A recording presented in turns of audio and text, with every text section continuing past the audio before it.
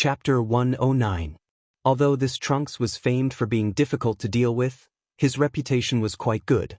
After receiving his guarantee and making him swear an oath, Han Shuo didn't make things difficult for him anymore. The heavily injured Trunks didn't pay any more attention to Han Shuo.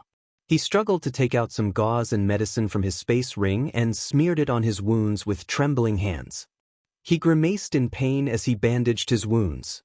"Your injuries seem to be quite serious. How long will it take for you to recover?" Han Shuo frowned when he saw Trunks' appearance. Snorting exasperatedly, Trunks said, "You're the one who caused my injuries, and you have the nerve to say that. But don't worry, although my injuries look serious right now, they'll recover easily as long as they don't injure my muscles or bones. Not to mention that the medicine I just smeared was ground from the wondrous herbs I gathered in the dark forest. It's very effective in healing scabs. I won't be a burden to you when my fighting aura recovers." Nodding, Han Shuo said, "That's good, let's go back now." Wait. Trunks called out and then focused his gaze on Han Shuo's face. He asked with extreme puzzlement, "Can you tell me why you were able to discover me as soon as I came to your tent, and why you were able to detect me no matter where I hid? Also, my dragon binding slash can first use fighting aura to immobilize the enemy. As long as their strength isn't higher than mine, they can only be slaughtered by me. Why would your weapon automatically fly up and protect your entire body?" "I'm sorry, I can't tell you these two things. The only thing I can say is that don't try to ambush me in the future. That will only make you suffer." Han Shuo shrugged and said to Trunks. Trunks hadn't thought that Han Shuo would reveal his secrets. In fact, he'd only needed Han Shuo's confirmation when he'd asked Trunks. As long as Han Shuo didn't deny the truth of the two matters, this meant that there was indeed something miraculous hidden on Han Shuo's body. This was what Trunks needed to know. Nodding to express his understanding, Trunks said, "If no one can ambush you, your strength will increase by at least several times in the dark forest. It looks like there's a chance of success in finding the fruit of Dagmar this time." The journey back took 5 times longer than when they'd come. Trunks' speed was greatly reduced due to his injuries. However, Trunks stubbornly refused Han Shuo's support and stubbornly insisted on walking alone. As the two walked, Han Shuo learned many things about the dark forest through Trunks. They walked from dawn all the way until the afternoon before finally returning to their starting point. Odysseus and his group's tents were still there. They hadn't left and waited for Han Shuo and Trunks to appear. The adventurers all gripped their weapons tightly and pointed them at Trunks as if they were facing a great enemy. "Everyone put down your weapons, he won't be a threat to us." Han Shuo walked over and seriously advised everyone to stop drawing their weapons. When the group heard Han Shuo's words and looked at Trunks' sorry state, they hesitated and all put down their weapons. The water adept mage Aphrodite asked with surprise, "Han, what's going on?" "Let's talk in a moment. How are Odysseus' injuries?" Han Shuo asked Aphrodite with a frown. Looking unkindly at the pale-faced Trunks, Aphrodite said, "His life isn't in danger, but there's a deep bloody claw mark on his chest from the manticore's attack. His entire body is stiff and strange. I think that even if he recovers in the future, the injury to his chest will affect his strength. He just went to rest." The others' gazes were full of resentment as Aphrodite spoke. They swept their eyes over Trunks' body, seeming ready to pull out their weapons at any time and give Trunks a painful blow. "Han, can you tell us why you've brought this person here?" "Oh, I know, you've captured him alive and are planning on personally executing him in front of Odysseus?" Gordon stared fixedly at Han Shuo and said with a darkened face, "Because of their captain Odysseus' injuries, these people held an undisguisable hatred towards Trunks." Han Shuo could feel the fury in their hearts from their tone and expressions. If it wasn't for Han Shuo stopping them just now, Trunks would have immediately suffered the revenge of these angry people as soon as he appeared. But now, Han Shuo needed Trunks to take him to find the fruit of Dagmar, so Han Shuo couldn't let these people harm Trunks. Seeing Gordon's darkened expression, Han Shuo hesitated and explained what had happened. When Han Shuo had finished, Gordon laughed coldly for a while and then said loudly, "Screw the fruit of Dagmar. Now that Odysseus has suffered such heavy injuries, what we need isn't the fruit of Dagmar, but the life of this detestable murderer. Han, do you want the fruit of Dagmar, or revenge for Odysseus? The elven archer Nia suddenly looked coldly at Han Shuo and asked faintly. The gazes of the other adventurers all gathered on Han Shuo, as if waiting for Han Shuo to give an answer.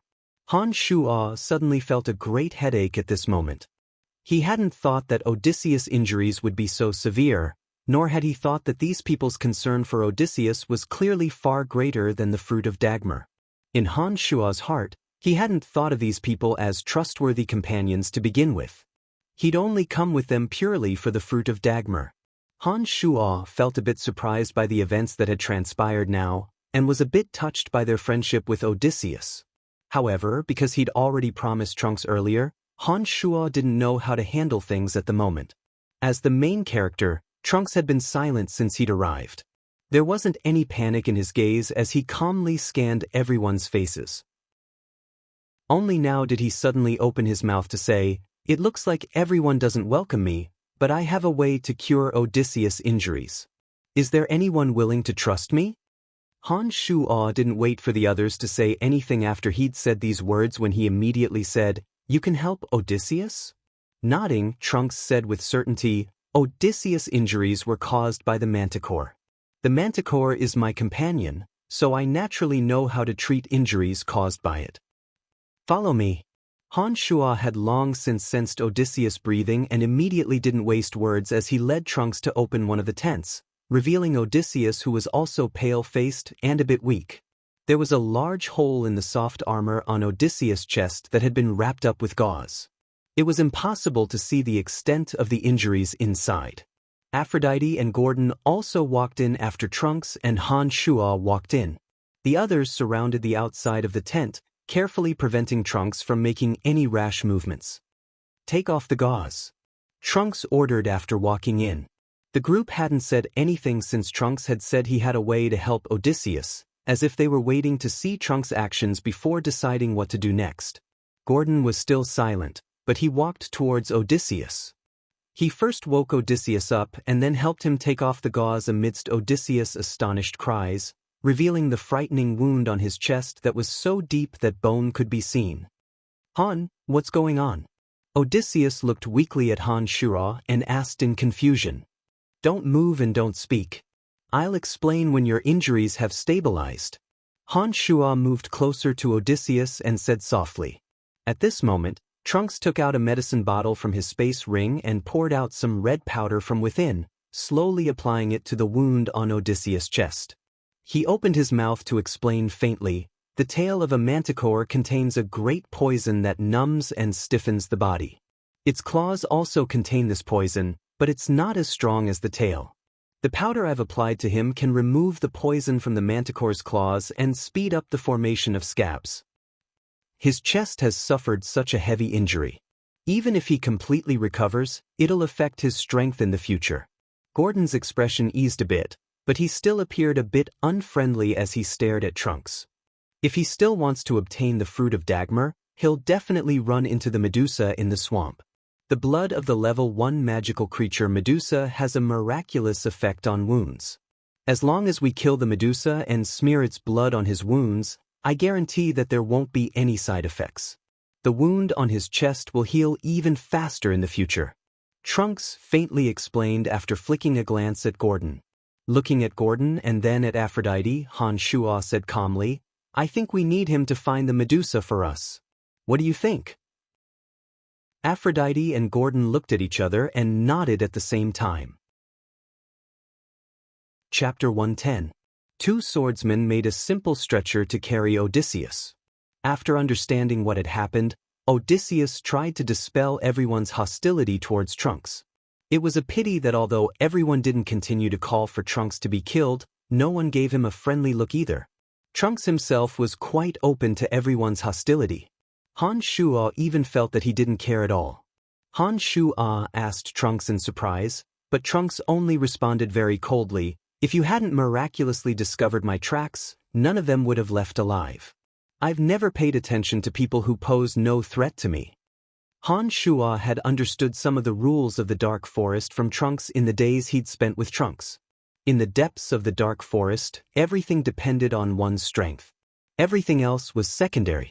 Indecisiveness and kindness were signs of weakness, and would often cost one their life. Everyone followed Trunks' directions and continued to explore deeper into the dark forest for 3 days in a row. Odysseus' injuries had been brought under control after these 3 days. His wounds had started to slowly scab over, but his movements were still a bit impeded. Trunks' physical injuries also quickly recovered after being treated. However, because of Han Shua's Demon's Lair edge's stabs, his hands and feet still appeared to be a bit sluggish. However, his originally pale face once again revealed rosy color. Everyone arrived at the edge of a pond at noon. They first found a large tree to put Odysseus down, and then planned on fetching some water from the pond to drink. However, before everyone could move, Trunks, who'd been with Han Shua, suddenly frowned and said to Han Shua, "Tell them to be careful. Look at the seaweed growing in the pond. These seaweed roots have sharp thorns. They'll pull people into the pond if they detect them approaching. If they're not careful, they'll lose their lives." Han Shua hastily called out when he heard this, "Gordon, you guys stand there and don't move. If you hold a torch in your hands, the scorching heat will make the seaweed hesitate." Trunks faintly suggested a solution when he saw Han Shua staring at him. "Thank you," Han Shua said softly before walking towards Gordon and the others. He explained the dangers of the seaweed and reminded them to carry the torches. When they started to act according to Han Shua's instructions, an original demon standing guard in the distance suddenly discovered the manticore's movements. Han Shua was startled and quickly arrived in front of Trunks, saying, "Your manticore is nearby." Nodding, Trunks looked at Han Shua in astonishment and said, "You can actually detect movement in your surroundings. Not bad. I chose this path because this is where I told the manticore to stay. I have a scent on me that only it can smell. I think it'll be able to find me very quickly. So that's how it is. I hope you can make the manticore behave." Han Shou understood that Trunks' reputation for keeping his promises had always been pretty good, so he wasn't afraid of any tricks from him. However, as a level 1 magical creature with boundless strength, the manticore could identify enemies. If it attacked him and Odysseus as soon as it appeared, then it would be a bit troublesome. "I know what to do, I don't need you to remind me." Trunks leaned lazily against the large tree and suddenly opened his mouth to howl. The manticore, which had been pacing in the distance, swiftly approached Trunks when it heard his howl and stood docilely in front of him after 10 seconds. Gordon and the others, who had been drawing water from the pool in the distance, acted as if they were facing a great enemy when they saw the manticore appear, but were comforted by Han Shua's words. At this moment, one of the original demons, who had been observing the manticore from afar, suddenly saw a strange phenomenon. The branches of a small, lush green tree suddenly began to twist strangely. The twisted branches twisted into a few balls like fried dough twists and suddenly strangely transformed into human hands and feet. Han Shua sensed the abnormality through the original demon and immediately began to observe with rapt attention. The twisting branches continued to twist and finally formed a strange person draped in tree bark clothing. This strange person had green hair and looked a bit similar to a forest troll, but had pointy ears and looked a bit like an elf.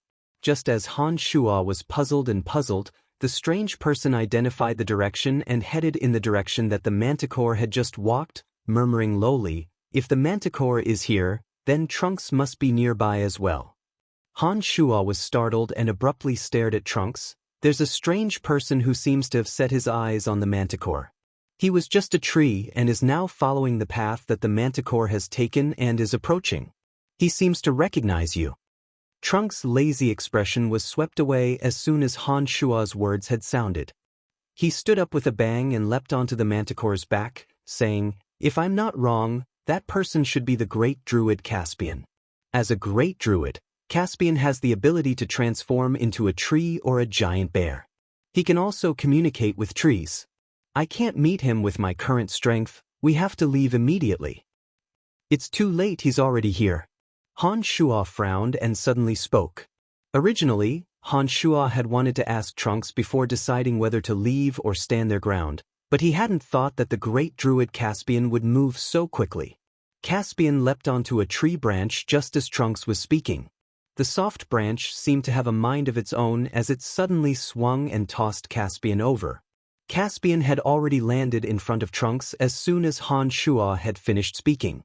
He looked at Trunks with a slight smile. "Long time no see, good friend. Shouldn't you return what you owe me?" Trunks, who was riding on the manticore, didn't pay any attention to Caspian. The manticore took a leap and attempted to leave the area. The smile on Caspian's face didn't change as he suddenly recited a string of ancient and desolate incantations. All of the shrubs, trees, and flowers in the direction that the manticore had jumped seemed to come to life, turning into countless hands of all sizes as they moved to entangle the manticore and Trunks. Right in front of Trunks, the branches of a large tree intertwined into a net, blocking off his path. The shrubs churned like the waves of the sea, surrounding the manticore and Trunks in a short while. The rampaging manticore tried to destroy everything around it, but was stopped by Trunks. "Old friend, I can feel that you're injured. You didn't resist this time, which means that you don't have the confidence to throw me off. It looks like your injuries aren't light. Give me the Divine Wood Scepter and I can help you treat your injuries. Isn't that good?" Caspian looked at Trunks, who had stopped in the distance, and spoke with a smile. Han Shuo and the others watched the dispute between Trunks and Caspian, but didn't interfere. It looked like Trunks had taken something from Caspian, and Caspian was just coming over to take it back. Judging from the current situation, it looked like Trunks was the one in the wrong. Therefore, Han Shuo didn't interfere and only watched coldly from the sidelines. "I'm injured, you won't forcefully take it at this time, will you?" Trunks spread out his hands after he'd been surrounded by the shrubs. Caspian was silent for a moment and then stared at Trunks. "If I remember correctly, you were the one who took the Divine Wood Scepter when I was injured. If there's a need, I don't mind learning from you." "All right, this is your Divine Wood Scepter. I've studied it for 3 months and haven't discovered anything special about it. I'll give it back to you." Pursing his lips and smiling wryly, Trunks took out an exquisite scepter that seemed to be made from the roots of an old tree from his space ring and tossed it far away to Caspian. A large tree branch suddenly extended down and miraculously wrapped around the Divine Wood Scepter, sending it into the hands of the great druid Caspian. When Caspian grasped the Divine Wood Scepter, an aura of vitality immediately emanated from within. The surrounding shrubs rustled as if they were cheering softly. Caspian tossed a small bottle the size of a thumb to Trunks. When Trunks caught it, Caspian said faintly, "The 100 flowers essence in the bottle will be greatly beneficial to your injuries. Don't have any ideas about me in the future." Trunks gulped down the 100 flowers essence and shrugged his shoulders at Caspian, not agreeing to anything. Judging from his appearance, he seemed to have ulterior motives towards what was on Caspian's body. "Honored Great Druid, could you please treat my friend?" The elven archer Nia suddenly walked in front of Caspian at this moment and spoke with great sincerity. Caspian smiled as he looked at Nia and nodded, saying amiably, "Adorable child, I cannot refuse your request." Druids and elves were both worshippers of the goddess of nature. Only the most devout worshippers of the goddess of nature had the right to become a druid. This druid had pointy ears and was obviously a druid that had been converted from an elf. No wonder he'd agreed without hesitation when he heard Nia's request. The great druid Caspian walked in front of Odysseus on the stretcher and glanced at Odysseus' wounds. He couldn't help but frown. Caspian then chanted an incantation and dripped 3 drops of green liquid into the wound on Odysseus' chest. He then said apologetically to Nia, "Your friend's injuries are very serious. My nature's blessing and 3 drops of vitality water will speed up the recovery of his wounds and he won't have to worry about infection. However, he can't do any strenuous exercise after his injuries have healed, otherwise he may develop dizziness or even directly faint. I can't do anything about this, I'm truly sorry." "Many thanks to your benevolence, Caspian." Nia expressed her thanks and then said, "Trunks says that the Medusa's blood can help Odysseus recover completely. We'll find the Medusa." Caspian looked at Trunks with surprise and then said to Nia, "He's right, there's some magical blue blood in the area where the magical core is in the Medusa's brain. This blood can indeed help him recover completely." However, this old friend of mine isn't someone who loves to help others. Why would he tell you this? You've taken the divine wood scepter and healed him. I think you've chased me for a few months. Shouldn't you report back to the Druidic Order as soon as possible? Trunks glared at Caspian and said with a bit of displeasure. Nodding with a smile, Caspian explained to Nia, "It looks like this old friend of mine is angry. Heh, he's actually not as bad as you think. If he's willing to help you, you have a great chance of obtaining the Medusa's blood. I'm very sorry that I have other matters to attend to and can't accompany you." "You're too kind." Nia was obviously a bit overwhelmed by the favor and hurriedly said sincerely. Caspian looked at Trunks from afar and left with a slight smile, disappearing from everyone's line of sight after a while. "Come, let's continue on our way. We'll be there in 2 more days." Trunks snorted slightly with a cold face after Caspian left and then urged everyone to continue on their way. The group didn't encounter any danger under Caspian's lead and arrived at a swamp with a heavy stench after 2 days. A few enormous man-eating flowers repeatedly attacked Han Shuo and the others in the surroundings of the swamp. It was a good thing that Trunks had warned them beforehand and everyone had gathered together to defend against the attacks of the man-eating flowers. It said that the fruit of Dagmar that you need grows in a piece of sludge in the middle of this enormous swamp, including a Medusa hiding within. We've arrived at our destination. Trunks pointed at the expansive swamp in front of them and said. Chapter 111. The swamp in front of them was wide, and the white bones of some humans and beasts could be faintly seen in the gray mud. It looked like there had been quite a few humans and beasts that had died here. There were also all sorts of ugly and strange plants growing in the mud. These plants had sharp thorns on their branches and swayed aimlessly in all directions, making one's heart tremble. The surrounding large trees were at the corners of the mud, and some of the branches and leaves above had fallen into the mud, disappearing without a trace in the blink of an eye. It was as if there was a demon hidden at the bottom of the mud that had devoured them. Waves of foul odor assaulted their noses from the mud, causing water mage Aphrodite and female elf Nia to frown and cover their mouths, looking a bit unbearable. When everyone's gazes landed on the swamp, Trunks continued to explain, "The plants that grow in there are all extremely dangerous. The swamp will swallow up all humans and beasts that enter. The foul odor in the depths also contains a slow poison that can make one feel weak all over.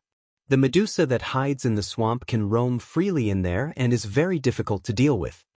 Han Shuo's gaze was grave as he looked at the large swamp. He couldn't help but furrow his brow after listening to Trunks' explanation as he inwardly considered his plans. "We don't have the ability to fly, so we'll be stuck in the swamp and unable to come out if we land. According to what you've said, the Medusa lives in the swamps and can completely conceal itself within the swamps. It can attack and defend as it pleases. It's simply too difficult for us to make a move against it within the swamps." Han Shuo mused for a moment and spoke in a low voice. Flicking a glance at Han Shuo, Trunks said, "The Medusa's strength can greatly increase in the swamp. Even the Manticore, which is also a level 1 magical creature, is powerless against it. We can't fly and thus can't do much damage to the Medusa. However, if the Medusa walks out of the swamp, we can defeat it with our combined strength. But according to my understanding of the Medusa, it absolutely won't leave the swamp easily." "Is there anything that attracts the Medusa?" Han Shuo asked. Shaking his head, Trunks said, "I don't know. The Medusa can emit beautiful sounds that have the power to tempt men and beasts. As soon as humans or beasts approach the swamp, it will suddenly attack and drag its prey into the swamp. Therefore, the Medusa doesn't have to worry about running out of food. I don't know what else it needs apart from that." After a moment of silence, Han Shuo suddenly smiled and said, "Since that's the case, we can only use the stupidest method. We'll stand guard here and make a move to kill the Medusa as soon as it makes a sound to lure prey. I think that when the Medusa discovers that there's no prey nearby, it'll be unable to resist its hunger and leave the swamp to hunt. When that time comes, we'll make a move together and be sure to kill it. Yes, although this method is very stupid, this is the only way. If the Medusa leaves the swamp, I and the Manticore have no need to fear it. If you guys are added to the mix, I think it'll be hard for it to escape death. Alright, let's make some arrangements. Traps and simple fences were placed at the edges of the swamp. Only when they actually got to work did everyone realize just how vast this project was. This swamp was exceedingly vast, and it was quite difficult to completely defend all four sides. The group spent a day and a half before exhaustedly completing everything. After a night's rest, everyone's ears were plugged the next day and they stood guard in all directions according to their positions. The swamp was too vast, and even if 8 people and 1 manticore split up, it still wasn't quite enough. Han Shua's 3 original demons had all been released at this time and roamed around the entire swamp, constantly paying attention to the current situation. On the first day, everyone waited with rapt attention for a long time, but still didn't discover the Medusa hunting. According to Trunks, a single hunt from the Medusa was enough for it to eat for 10 days. The group had no way of predicting when it had last hunted, so they could only use this method to wait. The Medusa also didn't hunt on the second day. It wasn't until the evening of the third day that Han Shua's original demons discovered a bulge of mud in the center of the swamp, revealing the Medusa's appearance. True to its name, the Medusa's long hair was made up of living, strange snakes. These strange snakes were incomparably long and extended in all directions of the swamp like tentacles. The Medusa's appearance was actually that of a beautiful woman. Her black eyebrows and cherry lips made her appear very beautiful, but when she opened her mouth, one would discover that her fangs were everywhere. The lower half of her body that was slightly revealed was that of a snake, and her thick skin revealed an ugly dark brown color. It was an indescribably strange sight when compared to her beautiful face. Opening her large mouth full of fangs, the Medusa emitted a beautiful, mournful, and alluring sound. Han Shua and the others, who had long since plugged their ears, could still faintly hear the faint sound. They all felt their hearts tremble, as if they'd been inexplicably attracted by it and had the desire to find out what it was. It was a good thing that they'd only heard a bit of the sound. Adding to that Trunks' repeated reminders, they controlled themselves and didn't walk towards the swamp. They firmly remained where they'd been stationed, their gazes constantly scanning the surroundings and paying attention to the movements around them. Slowly, all sorts of small magical creatures that had been tempted by the sound began to make their way towards the swamp. They couldn't help but rush towards the swamp with joyful footsteps. There were also a few large magical creatures approaching from the distance. Han Shua and Trunks looked at each other and temporarily didn't use the traps that they'd prepared. These magical creatures that had just appeared weren't powerful enough and didn't need to be dealt with by traps. Everyone split up and carefully passed through the obstacles of the traps. They attacked mercilessly and started killing the small magical creatures that were slowly approaching. Trunks' injuries looked like he'd recovered quite well. His efficiency was the fastest amongst the group. His figure was another dangerous magical creature as he weaved through the bushes and brought up waves of blood. He'd cleaned up all the magical creatures that had tried to approach after a while. With the help of the Demon's Lair Edge, although Han Shua was a bit slower than Trunks, he was much faster than Aphrodite and the others. The Demon's Lair Edge was like a magical weapon that harvested lives. It spun according to Han Shua's will and easily killed off the magical creatures that were only level 5 or 6. After cleaning up the low-level magical creatures in their area, Han Shua and Trunks split up to help the others deal with the small magical creatures that were quickly approaching. After a while, the 20 or so small magical creatures that were approaching were all killed off by the group. These small low-level magical creatures were too worthless and Han Shua didn't even make a move to collect the spoils. During this short period of idleness, Han Shua grabbed the soft cloth covering his ears and stood in place with a solemn expression. This startled Trunks beside him and he repeatedly gestured at Han Shua. The beautiful, mournful cries were like the whispers of a lover beside one's ear, making one want to come to her gentle home and linger with her, telling her of the hardships of lovesickness. This kind of strange allure filled Han Shua's mind in that instant and immediately caused Han Shua to hallucinate, as if Fanny was calling out to him from the swamp behind him. He couldn't help but lift his feet and walk towards the swamp behind him. However, he'd only taken a few steps when Han Shua's mind came to a realization. His unyielding willpower immediately caused Han Shuo to forcibly halt his steps and use his tenacious willpower to resist the assault of the allure. His body was like a boulder as he remained where he was. After such a long period of magical training, Han Shuo had ample confidence in his willpower. The allure of the Medusa's voice couldn't be resisted through magic or fighting aura. The only thing that could contend against it was his tenacious willpower. It was precisely because Han Shuo felt that he could withstand it now that he'd resolutely given up on covering his ears with the soft cloth and tried to see if the Medusa's allure could shake his unyielding willpower. The final result proved that Han Shuo's long period of magical training had indeed tempered his inhumanly strong willpower. Call after call filled with allure fell into Han Shuo's ears. The strong allure at the beginning slowly lost its effect until Han Shuo was no longer affected. He'd just taken a few steps back when he once again took a determined step forward.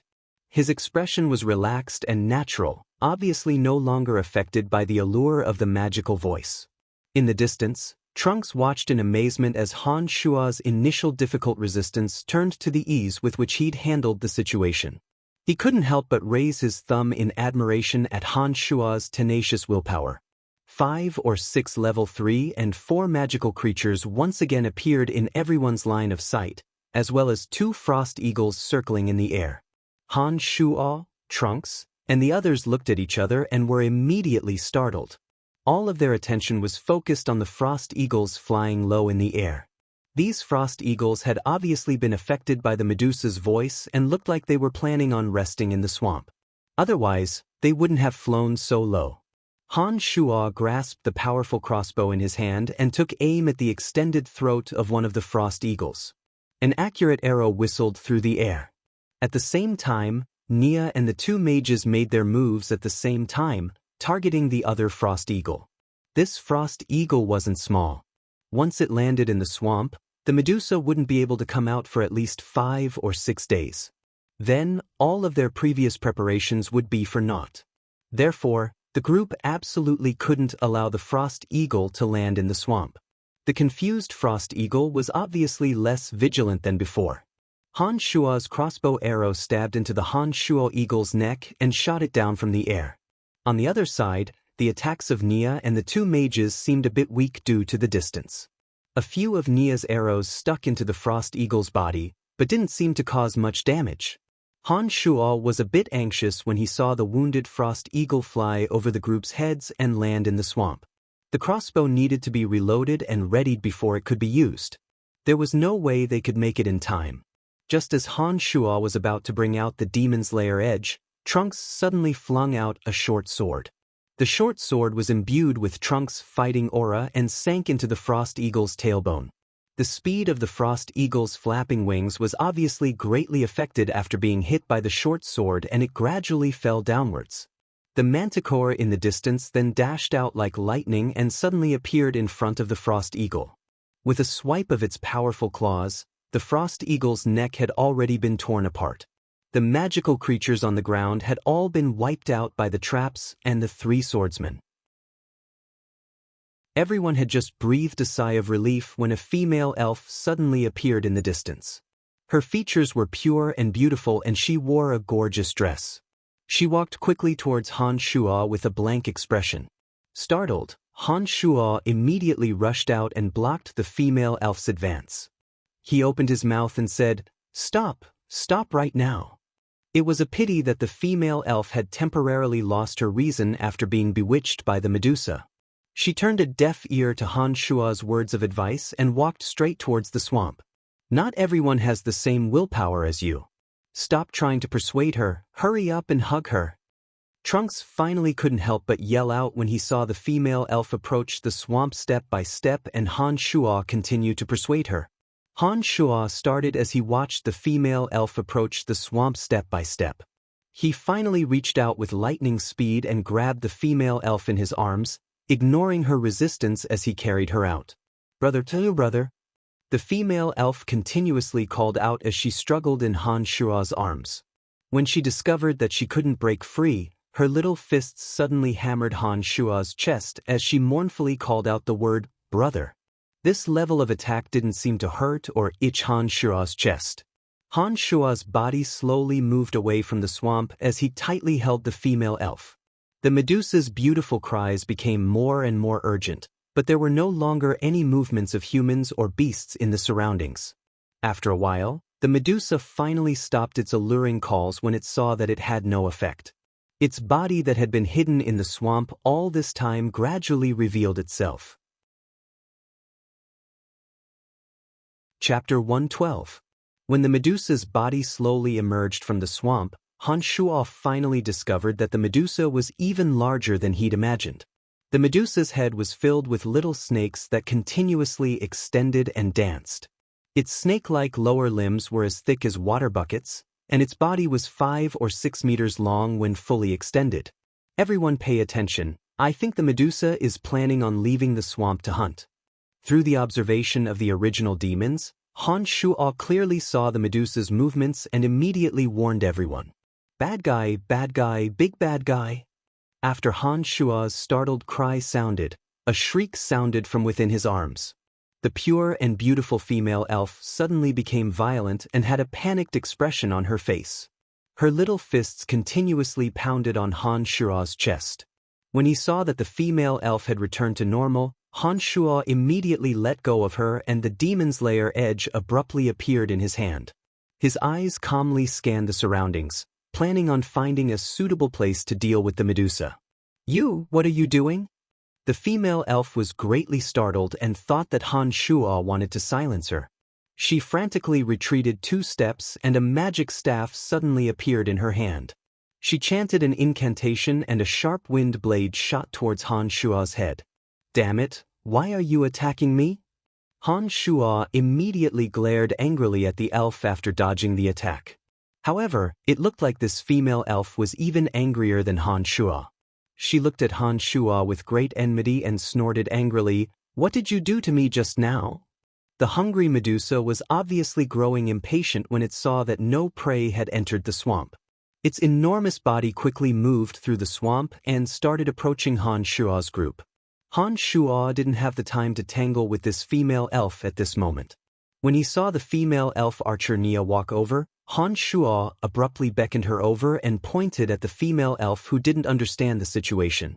Han Shua said, "You explain to her."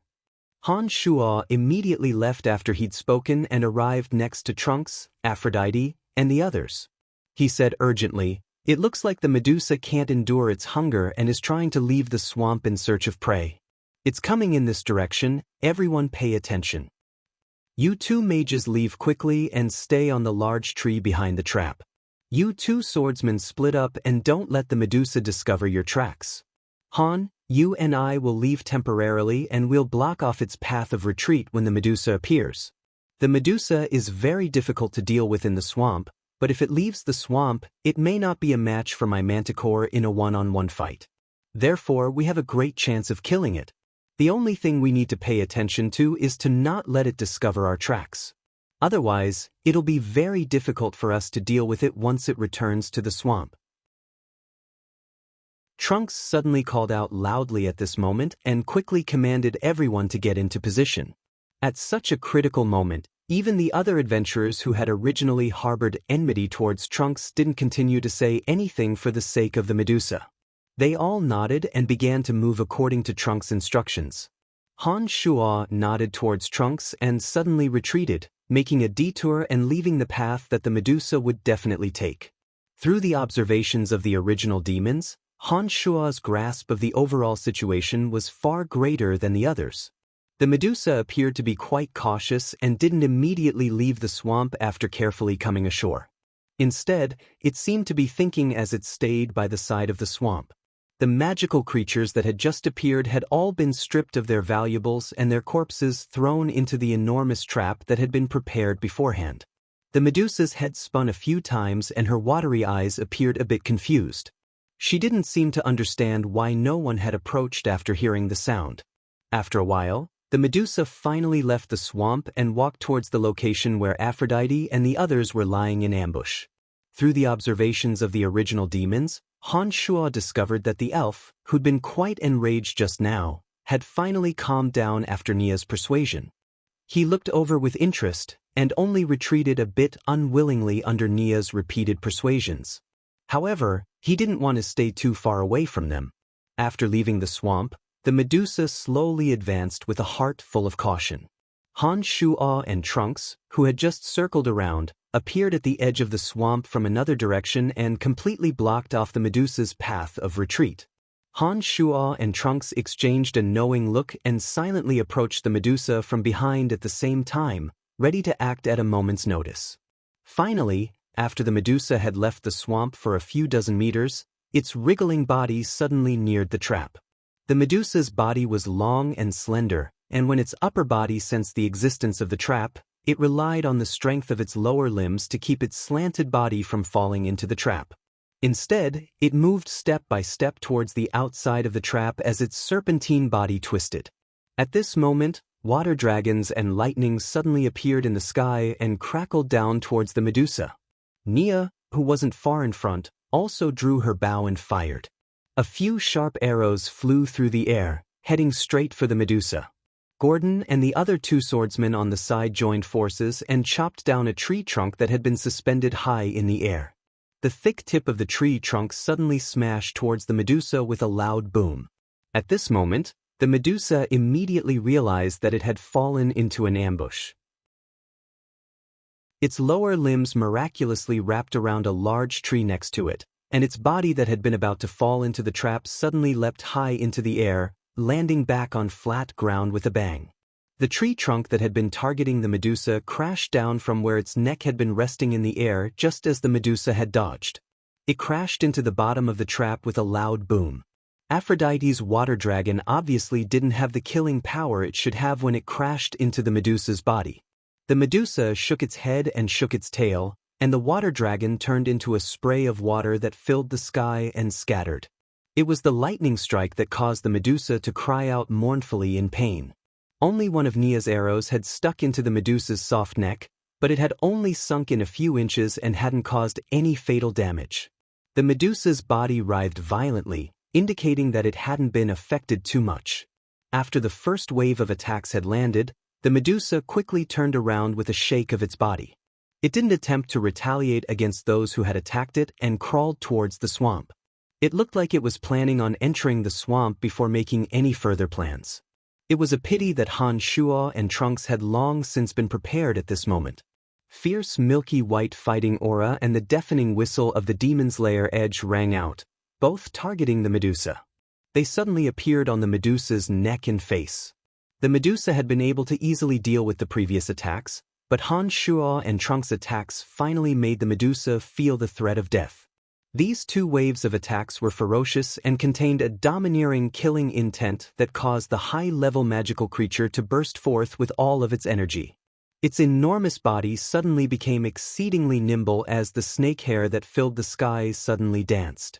Hundreds and thousands of little snakes danced wildly in the air, turning into a sky full of tentacles that obstructed Trunks and Han Shuo's attacks. Trunks' milky white fighting aura and Han Shuo's demon's lair edge's attacks suddenly surged into the sky full of flying snakes. Bloody mist instantly scattered through the air, and chunks of blood from the little snakes were continuously thrown into the air, landing on the ground with a thud. The two's attacks were blocked at the same time and were completely unable to approach the Medusa's vitals. The little snakes that had been chopped into pieces on the ground wriggled in Han Shuo and Trunks' direction, attempting to swallow Trunks and Han Shuo's bodies. "Humph, you're courting death." Trunks snorted coldly as a long sword once again appeared in his hand. However, it wasn't the broadsword that had been chipped by the demon's lair edge the first time. Trunks' entire body was wrapped in milky white light as sand and stones flew everywhere he passed. The little snakes that approached him all exploded as he swiftly rushed towards the Medusa. On the other side, a figure dashed out like lightning. The manticore that had long since been prepared rushed out and maintained the same speed as Trunks as he shot towards the Medusa. Han Shuo remained where he was and didn't move. He instead closed his eyes and used all of his concentration to drive the demon's lair edge. The little snakes on the Medusa's head all screeched as they turned into a bloody dance that filled the sky. The indestructible demon's lair edge reaped the lives of the little snakes with its sharpness, instantly cutting off more than half of the Medusa's hair. When the other adventurers in the distance saw that the Medusa's path of retreat had been blocked and that it was now heavily injured, they all surged out from the back. Even more attacks appeared after everyone's combined forces. Trunks and the Manticore were even more ferocious as they stuck close to the Medusa. Trunks transformed into a ball of milky white light, sending the Medusa's flesh and blood flying with every twist and turn. The Manticore, which was also a high-level magical beast, flew around the Medusa on the flat ground. Its claws were as sharp as knives and left deep wounds on the Medusa's body that were so deep that bones could be seen. When all of the little snakes on the Medusa's head had been chopped off by Han Shua's demon's lair edge, the Medusa's resistance suddenly became quite powerless as its twisted body gradually became still. Chapter 113. By the time everyone had surrounded the Medusa, it had already fallen to the ground and was motionless. Trunks leapt onto the Medusa's body with his sword and sliced open the Medusa's head. He took out the most precious item on the Medusa's body with a face full of joy. Trunks dug out the crystal core of a level 1 magical beast, along with the blue blood that was wrapped around the crystal core. By the time Han Shua had arrived from afar, everything had already been completed. Even the Medusa's body had been pushed into the depths of the trap. The elf in the distance walked over behind Nia and stuck her head out to look at the Medusa in the trap. She exclaimed softly, "How can this ugly fellow have such a pleasant voice? Angelica, you should hurry back, we still have other things to do." Nia frowned involuntarily when she saw the little female elf's face full of curiosity. "I'm not going back, Sister Nia, let me stay with you guys. This place is much more fun than Grandpa's." Angelica smiled sweetly at Nia and shook her head as she spoke tenderly. When Han Shua arrived, Trunks took out the magical core and the most precious blood from the Medusa's brain. He handed them over to Han Shua and said, "I'll keep 10 drops of the Medusa's blue blood, you can distribute the rest." A translucent white bottle filled with the Medusa's blue blood was shoved into Han Shua's hands, along with the Medusa's magical core.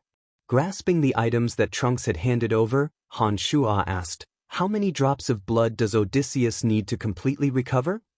"I think 5 drops of the Medusa's essence blood should be enough to help Odysseus recover. This essence blood has miraculous effects. Not only can it speed up the recovery of injuries, but it can also reattach severed limbs. If someone has a severed limb, they can regrow it as long as they have the Medusa's essence blood. It won't affect their movements in the future, so the Medusa's essence blood is extremely valuable." Trunks looked at Han Shua and solemnly explained the value of the Medusa's essence blood to Han Shua. Nodding, Han Shua also took out a medicine bottle and poured half of the Medusa's essence blood into it. He then handed the remaining half of the bottle along with the level 1 magical core to Aphrodite, saying, "These things are what you deserve. After this matter is over, you can split it with the others." Aphrodite looked in surprise at Han Shua and said, "Isn't it a bit too much to give us? I feel that we only need one of the Medusa's essence blood and magical beast core. After all, the two of you put in the most effort in this operation against the Medusa. We only acted as a distraction. Take it for now, we still have other matters to attend to. If you have any doubts, why don't you wait until you see Odysseus? Odysseus previously told you to temporarily listen to me, I think you should remember that." The Medusa's magical beast core could be made into some mysterious musical instruments and could also have the effect of bewitching people's hearts. If it was sold, it would absolutely fetch a very high price. But to Han Shua, his goal this time wasn't the Medusa, but the fruit of Dagmar that would be of great use to Han Shua. As valuable as the items on the Medusa's body were, they didn't have any direct use to Han Shua. Therefore, Han Shua was quite generous in splitting the spoils from the Medusa's body. Han Shua did this in the hopes that he'd have a greater chance of obtaining the most fruits of Dagmar after obtaining the fruit of Dagmar. This was what Han Shua needed the most right now. The Medusa in the swamp has already been cleared out. There are only some man-eating plants and spreading poisonous gas left in the swamp. It's rumored that the fruit of Dagmar grows in those man-eating plants. We can think of a way to search for the fruit of Dagmar. Trunks looked at Han Shuo and suggested. Nodding, Han Shuo didn't say anything else and walked towards the swamp on his own. When he arrived at the edge of the swamp, Han Shuo randomly picked up a small rock from the shore and threw it towards the swamp in the distance. The rock sank into the swamp in the blink of an eye and disappeared without a trace. There wasn't a single person in this group who could fly. Only Han Shuo's 3 original demons could patrol the surroundings of the swamp. When they arrived, Han Shuo sat down cross-legged with a dark expression and focused his attention on controlling the 3 original demons. They danced around the wide swamp and attempted to search for the fruit of Dagmar. Trunks and the others rushed over and saw Han Shuo sitting down cross-legged without a word. Even his eyes were closed. They all felt that it was rather baffling. Sister Nia, what's wrong with this bad guy? The pure and beautiful female elf Angelica looked at Han Shuo with surprise and asked Nia in a sweet voice. Nia also didn't know what Han Shuo was doing and shook her head when she heard Angelica's question. She said oddly, I don't know either, but Han is an amazing person. I think he must be doing some amazing things again. Trunks understood that Han Shuo was hiding some unknown secrets on his body. These secrets could even make a powerful swordmaster like him feel extremely wary of Han Shuo. When he saw Han Shuo's strange behavior this time, his heart immediately raced and he guessed that Han Shuo must be doing some amazing things again. He immediately focused all of his attention on observing Han Shuo's body, including some of the abnormalities in his surroundings, in an attempt to find the mysteries surrounding him. It was a pity that despite Trunks' extraordinary strength and extraordinary insight into fighting aura and magical power, the original demons that didn't have any fighting aura within their bodies and didn't rely on magical power to support themselves made Trunks' observation fruitless. He couldn't figure out what Han Shuo was doing at all. One of the original demons landed in the middle of the most flourishing man-eating plants. It suddenly discovered a plant that looked like a person in the shape of a human in a patch of red mud. This plant was the same as a normal person and also had arms, legs, a waist, and a cheeks. However, the area below its waist was like a root that was buried in the mud. The exposed neck had 3 heads that didn't seem to be covered in skin and flesh. The shape of these 3 heads was exactly the same as the fruit of Dagmar that everyone had described. Taking a deep breath, Han Shuo suddenly opened his eyes, which sparkled with the light of excitement. He said, I found it. The fruit of Dagmar is in the middle of the man-eating plants. It has the body of a person, but it has a fruit that looks like 3 heads. But the fruit of Dagmar is in the middle of the mud. How should we get there? Aphrodite was first overjoyed when she heard this, but then couldn't help but frown as she spoke. Yeah, none of us here are archmages. We have no way of flying to the surface of the swamp. Gordon frowned and also spoke powerlessly. Trunks looked at Han Shuo, who was deep in thought, and thought for a moment. Han, the swamp is filled with all kinds of poisonous vermin. There's also a slow-acting poisonous mist in the air. If we accidentally fall into the swamp, it's very unrealistic to think of leaving alive. I thought for a moment, and the only way is to use some of the towering trees on the side. If we borrow the slender branches of the trees and suddenly float out, we can fly across the center of the swamp for a short period of time.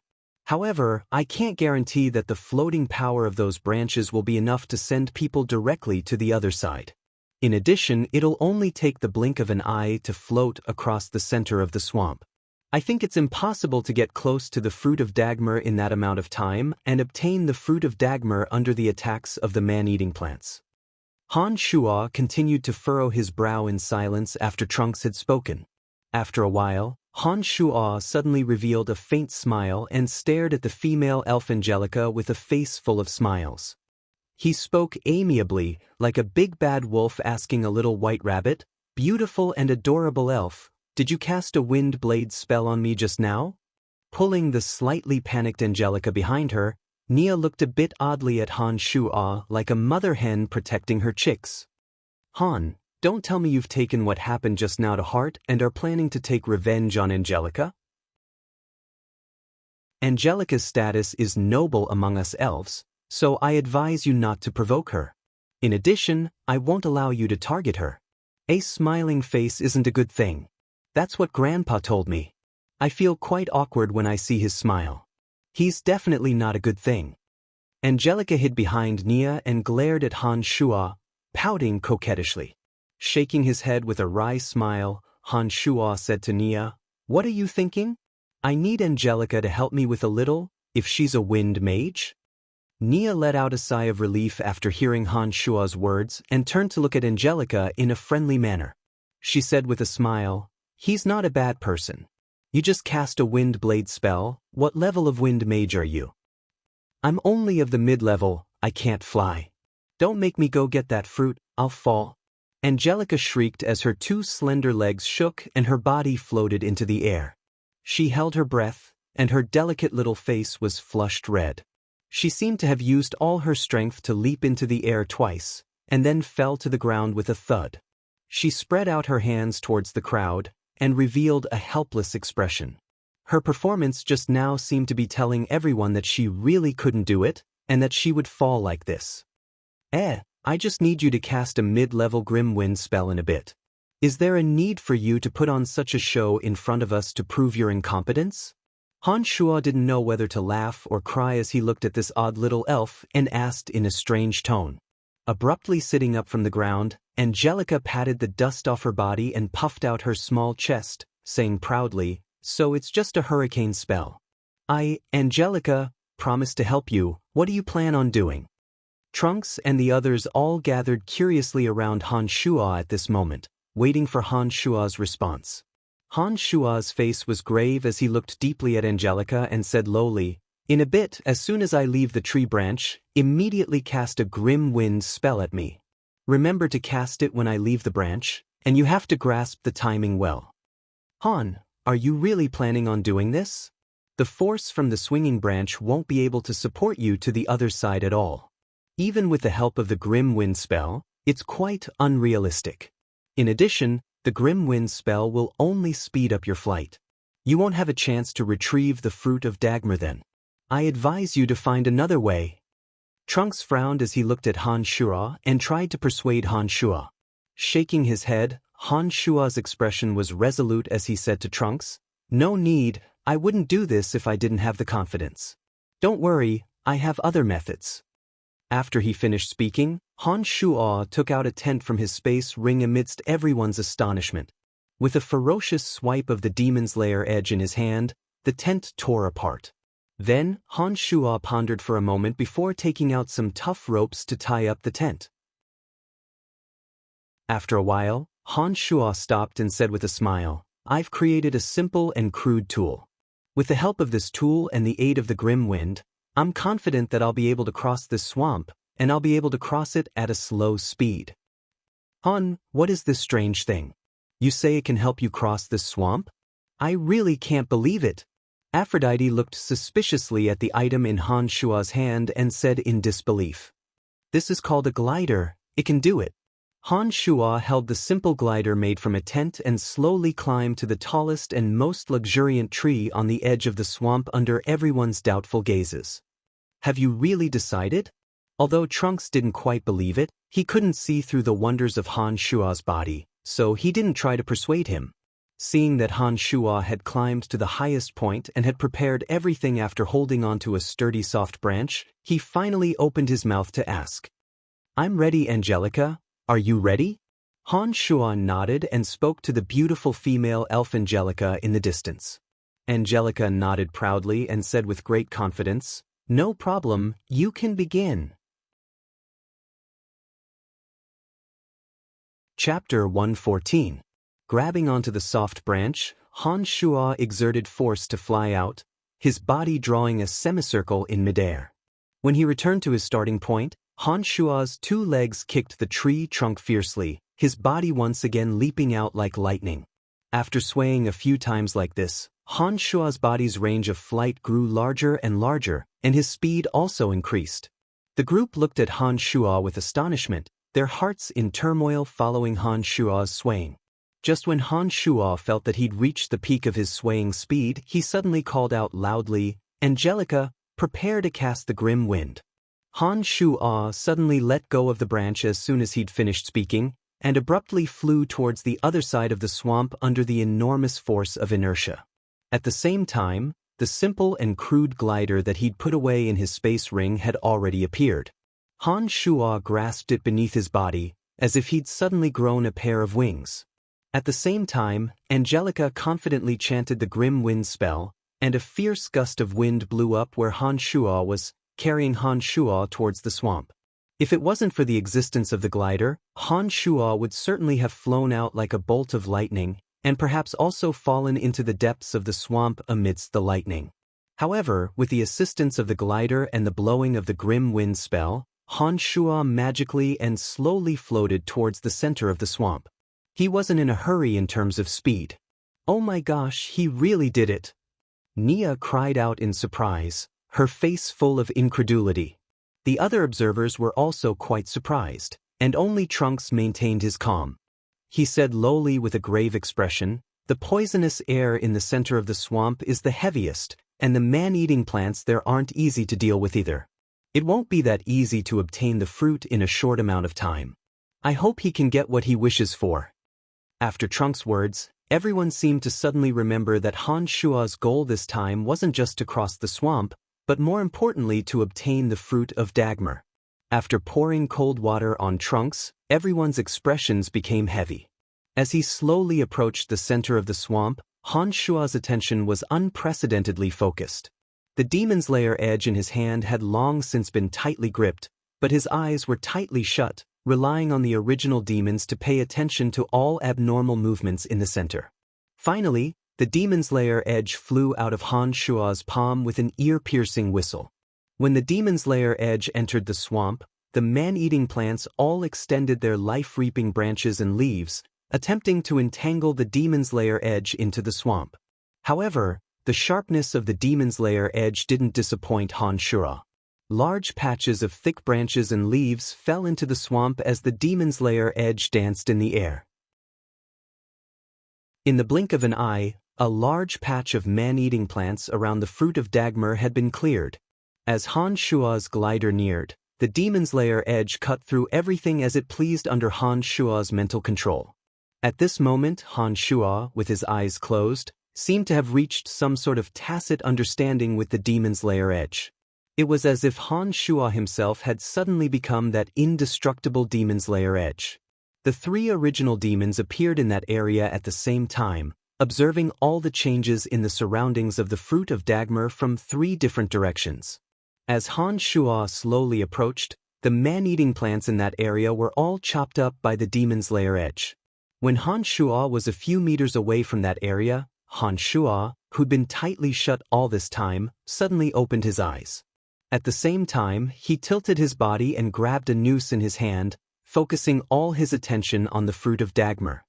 He turned a deaf ear to the man-eating plants in the surroundings, as well as the faint poisonous mist slowly spreading out, as if these dangers didn't exist at all. Those observing from the outside were also a bit nervous by now. Angelica's breathing grew heavier and her face flushed red with excitement, seeming to find this situation exceedingly exciting.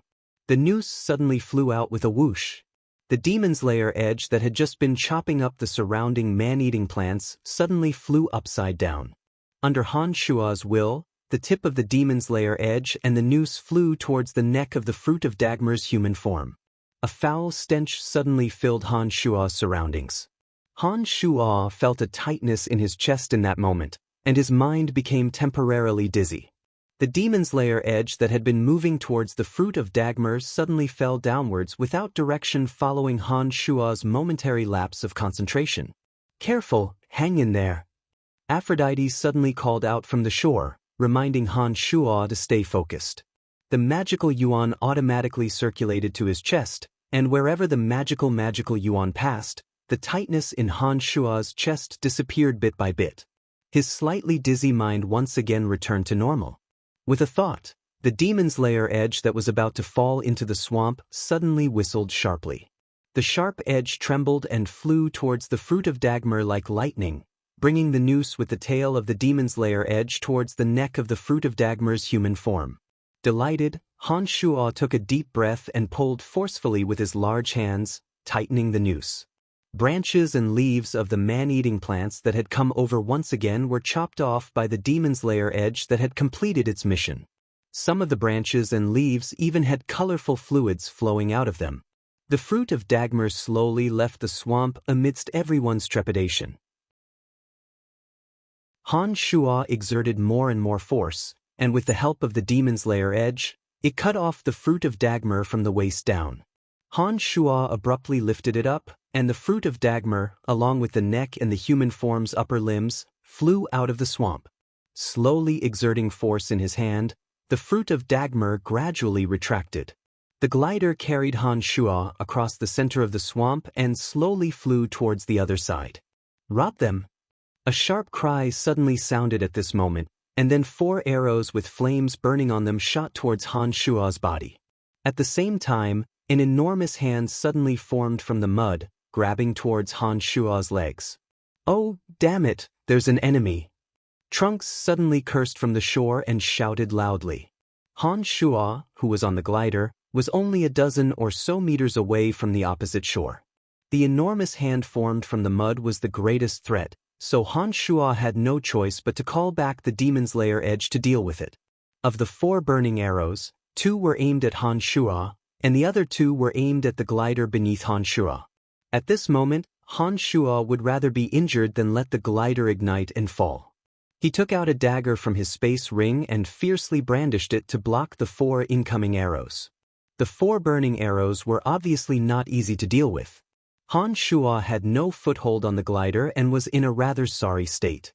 He finally managed to block 2 arrows with difficulty, but one still landed on Han Shuo's calf, bringing scorching pain to Han Shuo. Han Shuo could only stop the other arrow from deviating slightly, but it still landed below the glider and set the glider ablaze. "Be careful, he's coming ashore." There were a dozen or so people standing on the swamp on the opposite shore, all of them waiting for Han Shuo to come over. These people were dressed like mercenaries, but also seemed to be part of a private group. There were people of all professions mixed in. His heart was filled with boundless rage, and Han Shuo wanted nothing more than to exterminate these people on the opposite shore. It looked like these people had coincidentally arrived on the opposite shore because Trunks and the others were separated by a large swamp. Because Trunks and the others were separated by a large swamp from the other side of the river, plus Trunks and the others were paying too much attention to Han Shuo. His vigilance had dropped, and he hadn't discovered the existence of these people. In the end, these people had ambushed him. During this process, the fruit of Dagmar had finally been put away into Han Shuo's space ring. It was very painful for Han Shuo to have the arrow stuck in his calf, and the glider had also slowly started to burn.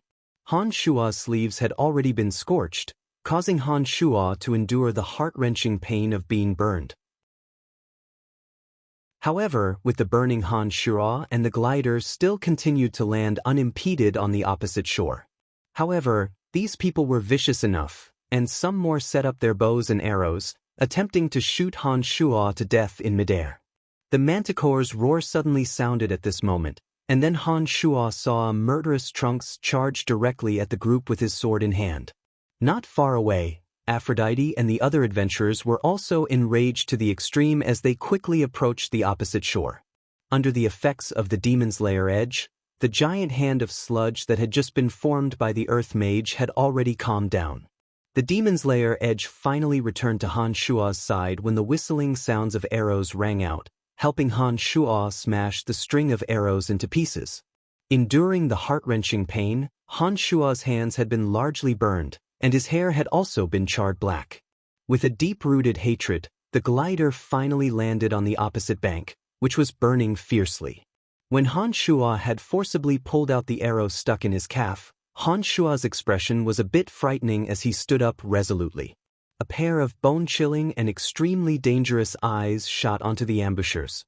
Welcome to Immortal Cultivation Audiobooks, your gateway to the mystical world of Xianxia. Dive into legendary tales of martial arts, spiritual growth, and immortal ascension. Here, we bring you full-length English audiobooks of the best Wuxia and Xianxia stories, from young prodigies to ancient sect wars. Perfect for fans of Against the Gods, Martial World, and tales of demons and gods.